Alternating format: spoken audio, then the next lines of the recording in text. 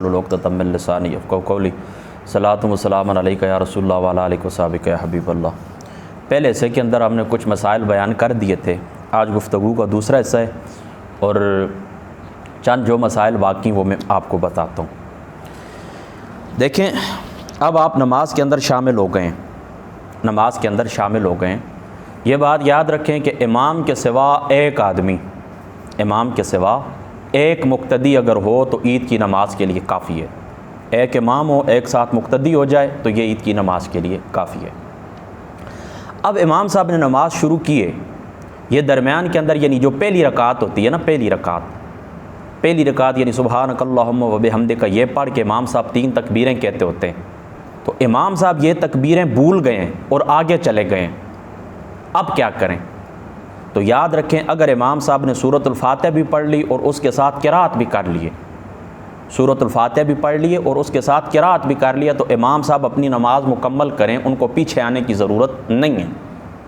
और फिर वो क्या करेंगे? ज़ाहिर सी बात है कि तकबीरें वाजिब रह गई हैं, तो उसके लिए क्या करना पड़ेगा? सजदा सावा करना पड़ेगा।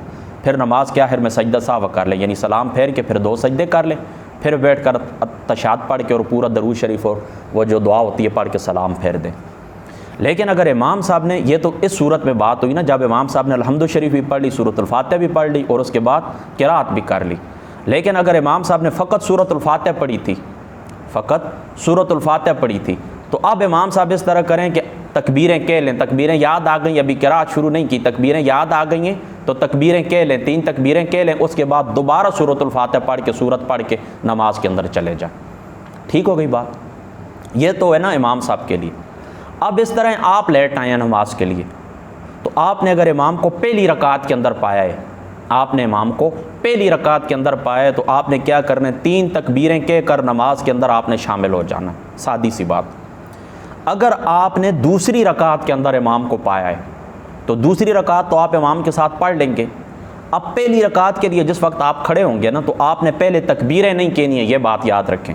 आपने अल्हम्दु शरीफ पढ़नी है, सूरतुल फातिहा के बाद फिर जो किरात आप करते हैं वो आपने करनी है। तो रुकू में जाने से पहले फिर 3 तकबीरें आपने कहनी है, यानी तकबीरें शुरू के अंदर आपने नहीं कहनी है। ये इस बात का आपने ख्याल रखना, ठीक है? ये बात आपको जहन में रहेगी। अगर आप पहुँचे और इमाम साहब रुकू के अंदर थे, फिर क्या होगा? आप रुकू के अंदर क्या तकबीरें कह सकते हैं? हाँ बिल्कुल, रुकू के अंदर आप तकबीरें कह लें, लेकिन इस शर्त के साथ कि अगर आपको खौफ हो कि अगर मैं रुकू के अंदर नहीं पहुंचूंगा, यानी खड़े होकर पहले मैं तकबीरें अदा करूंगा तो फिर रकात मुझसे चली जाएगी। देखें ना, आका अलैहिस्सलातु वस्सलाम ने फरमाया, जिस बंदे ने इमाम को रुकू के अंदर पा लिया और रुकू के अंदर आपने एक तस्बीह यानी अलसुबह यानी आपने क्या किया, रफ़यदैन करके नियत करके आप शामिल हो गए हैं ना नमाज के अंदर ना, तो एक रुकन के बराबर आपने क़याम कर लिया है और आप रुकू के अंदर आपने इमाम को पा लिया, तो आपने क्या किया है कि आपने नमाज को पा लिया, यानी उस रकात को पा लिया। तो अब अगर आप इतनी देर करते हैं कि खड़े होकर, यानी तकबीर तहरीमा के बाद एक रुकन के खड़े होने के बाद आप फिर 3 तकबीरें कहते हैं, तो उतनी देर में इमाम साहब रुकू से सर को उठा लेंगे। तो इस खौफ की वजह से कि रकात चली ना जाए, आप रुकू के अंदर ही तकबीरें कह लें। लेकिन ये बात आपने याद रखनी है कि रुकू के अंदर तकबीरें कहते वक्त आपने हाथ को बार बार नहीं उठाना, यानी रफ़यदैन नहीं करना। उसकी वजह क्या है कि नमाज के अंदर घुटनों को पकड़ना ये भी सुन्नत है, और तकबीर के वक्त यानी ये जो तकबीर ज़वायद हैं इनके वक्त हाथों को उठाना भी सुन्नत है। तो एक सुन्नत के लिए दूसरी सुन्नत को नहीं छोड़ा जाएगा। लेकिन आप जिस वक्त ने पहली रकात के अंदर आपने इमाम साहब को पाया ना, तो उस वक्त आप 3 तकबीरें कहेंगे, तो 3 तकबीरों के बाद आपने रफ़यदैन भी साथ साथ करना है। लेकिन रुकू के अंदर आपने ऐसा नहीं करना, क्योंकि घुटनों को पकड़ना भी सुन्नत है, रफ़यदैन भी सुन्नत है। तो एक सुन्नत के लिए दूसरी सुन्नत को नहीं छोड़ा जाएगा। ठीक है ना? ये बात आपके जहन में है ना? और ये भी बात याद रखें कि अगर इमाम साहब ने इस तरह किया है, इमाम साहब ने यानी तकबीर कहने से पहले इमाम ने रुकू कर लिया है, तकबीर कहने से पहले इमाम साहब ने रुकू कर लिया दूसरी रकात के अंदर, इमाम साहब को तकबीरें कहनी थी ना, उन्होंने तकबीरें नहीं की हैं, रुकू कर लिया है। तो अब रुकू से वापस उनको ऊपर नहीं आना है, अब रुकू से वापस उनको ऊपर नहीं आना है तकबीरें कहने के लिए, बल्कि जाएँ अपनी नमाज पूरी करें और तकबीरें जो रह गई हैं तो उनके लिए सजदा साफ कर लें। लेकिन अगर उन्होंने इस तरह किया कि वापस ऊपर आ गए हैं, वापस ऊपर आ गए, उन्होंने तकबीरें कही हैं, इमाम साहब ने तकबीरें कही, उसके बाद रुकू के अंदर गए, तो नमाज फासिद नहीं होती, नमाज के ऊपर कोई फ़र्क नहीं पड़ता। फिर जाकर साव के 2 सजदे कर लें, क्योंकि नमाज के अंदर कमी बेशी हो गई है, देर सवेर हो गई है। तो इसलिए वो क्या करेंगे, दोबारा जाकर क्या करेंगे, सजदा साफ़ करेंगे। तो दोनों सूरत के अंदर उनको सजदा साफ़ करना है, कमी बेशी की वजह से या तकबीरों के रहने की वजह से। ठीक है, ये भी ख़ास बात है, इसका भी आपने ख्याल रखना है। और ये बात भी याद रखना है कि हर 2 तकबीरों के दरमियान में मिक़दार 3 बार सुबहान अल्लाह कहना, इसके ऊपर इतनी सख्ती नहीं है, इसके सिवा भी फ़ुक़हा ने इजाज़त दी है। लेकिन कोशिश करें ना, देखें जिस वक्त आप कहते हैं ना अल्लाह अकबर तो हाथ छोड़े रखें, तो कम अज़ कम इतनी देर आप छोड़े रखें कि जितनी देर में आप 3 दफ़ा सुबहान अल्लाह कह सकते हैं, सुबहान अल्लाह सुबहान अल्लाह सुबहान अल्लाह। ठीक है, इतनी देर हाथों को छोड़े रखें। लेकिन अब बाज़ लोगों को मैंने देखा बिल्कुल वो अज़ान देते हैं, नमाज़ पढ़ाते हैं, तरावीह पढ़ाते हैं, या इसी तरीके से ईद की नमाज़ की रफ़ा यदैन तकबीरें करते हैं, इसी तरीके से नमाज जनाजा पढ़ाते हैं। तो इस तरह महसूस होता है कि जिस तरह वो मुर्गी को नहीं ज़बह किया जाता, अल्लाह अकबर अल्लाह अकबर अल्लाह अकबर, बस इस तरह करते हैं। इस तरह नहीं करना चाहिए। गो कि मैं आपको कहता हूँ कि इसके सिवा अब ये नहीं, फ़ुक़हा ने इजाज़त दी है, नहीं लाजमी नहीं है कि 3 दफ़ा ही करना चाहिए। बाज़ ने फ़र्क रखा है कि रश ज़्यादा हो, बहुत ज़्यादा लंबी कतारें हों तो फिर इतना करना चाहिए, लेकिन अगर थोड़े से बंदे हों तो खैर कोई बात भी नहीं है। अगर थोड़ी देर भी उसने यानी 1 दफ़ा भी सुबहान अल्लाह कहने के बराबर हाथ छोड़े तब भी कोई बात नहीं। बहरहाल बेहतर यही है कि कम अज़ कम इतनी देर हाथ छोड़ें जितनी देर में 3 दफ़ा सुबहान अल्लाह कहा जाता है। मेरी बात आप समझ गए ना। और ये बात मैंने आपको पहले भी बता दी है कि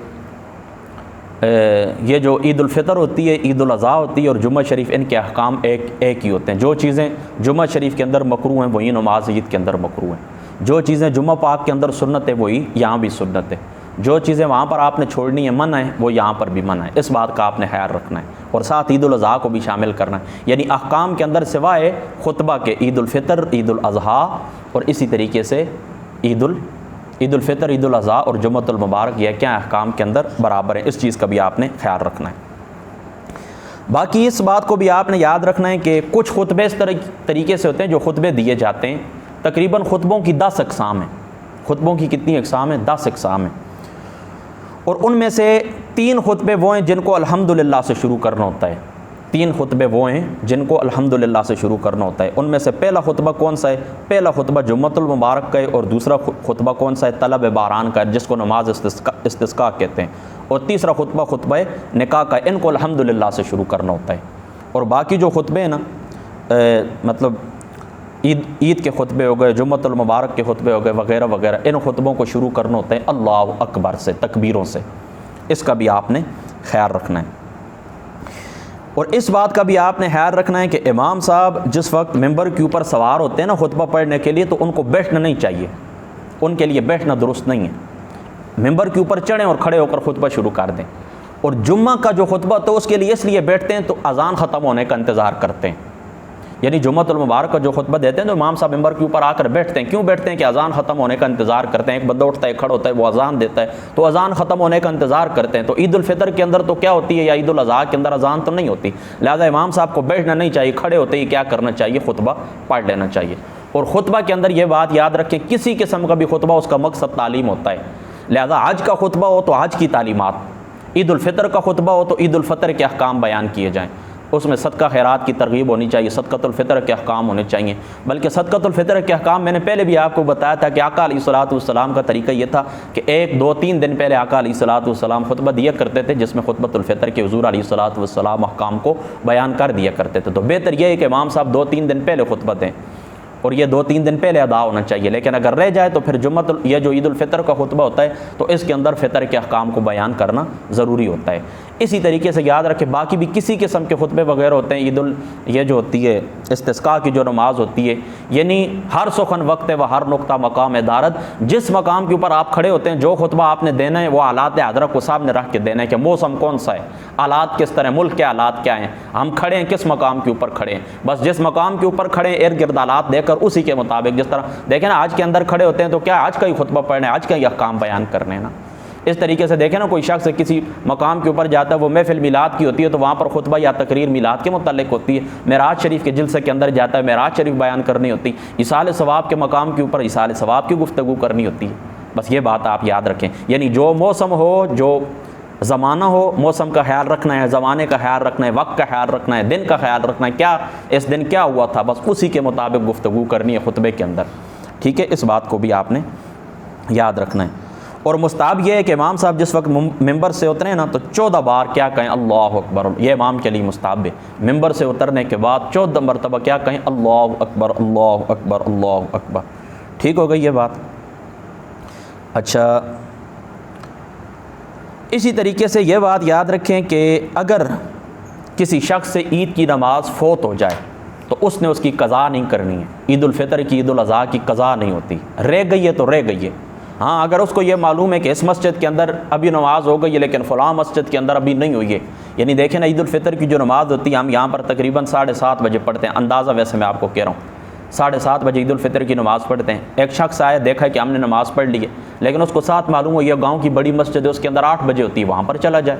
लेकिन अगर उससे रह जाए तो फिर उसकी क्या है, क़ज़ा नहीं है, बल्कि उसकी जगह वो क्या करे, उसके लिए बेहतर ये है कि 4 रकात क्या पढ़ ले, चाश की नमाज़ पढ़ ले। कितनी रकातें? 4 रकातें किसकी पढ़ ले? चाश की नमाज़ें पढ़ लें। ठीक है, 4 रकातें मिसल चाश की। मेरी बात आप समझ गए? उस बंदे के लिए जिससे क्या हुआ है, नमाज रह गई है, इस बात का आपने ख्याल रखना है। अच्छा, ये बात भी याद रखें कि अगर पहले दिन किसी यूज़र की वजह से नमाज रह गई है, यानी ईद उल फ़ितर का जो पहला दिन था, बिस्मिल्लाह रहमान रहीम,